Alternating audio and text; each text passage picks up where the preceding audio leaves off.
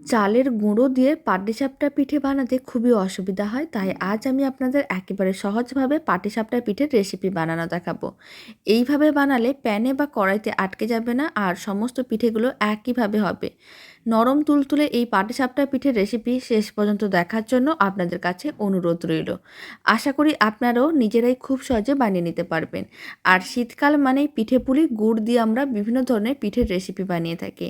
তাই আজ আমি আপনাদের গুড়ের দারুণ স্বাদের নরম তুলতুলে ক্ষীরসা পাটিসাপটার রেসিপি বানানো দেখাবো। নমস্কার, আমি রুমি। আপনাদের সবাইকে আবারও একটা দারুণ স্বাদের রেসিপিতে স্বাগত। প্রথমে একটা মিক্সিং বোল নিতে হবে, তার মধ্যে দিয়ে দিচ্ছি মেজারিং কাপের 1 কাপ ময়দা। এখানে 200 গ্রামের মতন ময়দা আছে। এবার ময়দার পরিমাণটা আপনার মেজারিং কাপ মেপে কম বা বেশি হতে পারে। এবার আমি ওই মেজারিং কাপের হাফ কাপের মতন দিয়ে দিলাম গুড়ের পাউডার, অল্প একটু লবণ দিলাম, চা চামচের 3 ভাগের 1 ভাগ।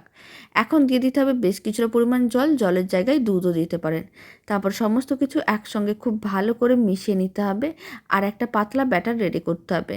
ব্যাটারটা আবার একেবারে খুব বেশি পাতলা করা যাবে না, ঠিক এরকমই ঘনত্বে রেডি করতে হবে। খুব বেশি পাতলাও না, খুব বেশি ঘনও না। আর খুব ভালো করে মিশিয়ে নেওয়ার পরে আপনারা দেখুন মিশ্রণটা অনেক বেশি ঘন মনে হচ্ছে, তাই আবারও কিছুটা পরিমাণ জল দিয়ে দিলাম। খুব ভালো করে আবারও মিশিয়ে নিতে হবে, আর পাতলা ব্যাটারটা রেডি করে নিতে হবে। এখানে আমি রুম টেম্পারেচারের জলই ব্যবহার করেছি, কোনো রকম ঠান্ডা বা গরম জল দিইনি। যেহেতু গুড়ের পাউডার দিয়ে পিঠের মিশ্রণটা রেডি করা হয়েছে, তাই খুব সহজে কিন্তু গুড়ের পাউডারগুলো মেল্ট হয়ে গেছে, আর পাটিসাপটা পিঠের মিশ্রণটা একেবারেই রেডি। এদিকে আমি একটা ফ্রাইং প্যান নিয়েছি, তার মধ্যে অল্প একটু তেল ব্রাশ করে দিলাম।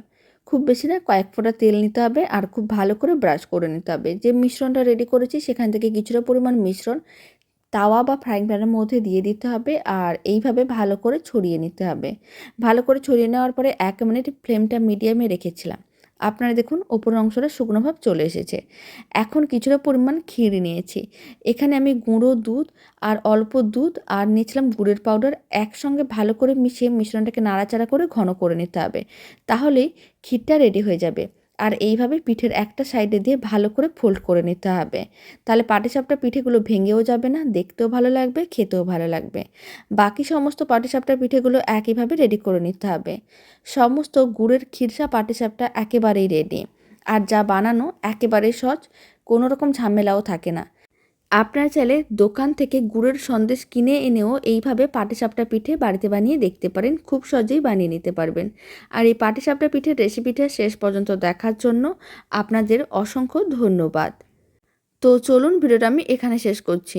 আপনারা সবাই ভালো থাকবেন, সুস্থ থাকবেন। আপনাদের সঙ্গে আবার নতুন রেসিপি নিয়ে দেখা হচ্ছে।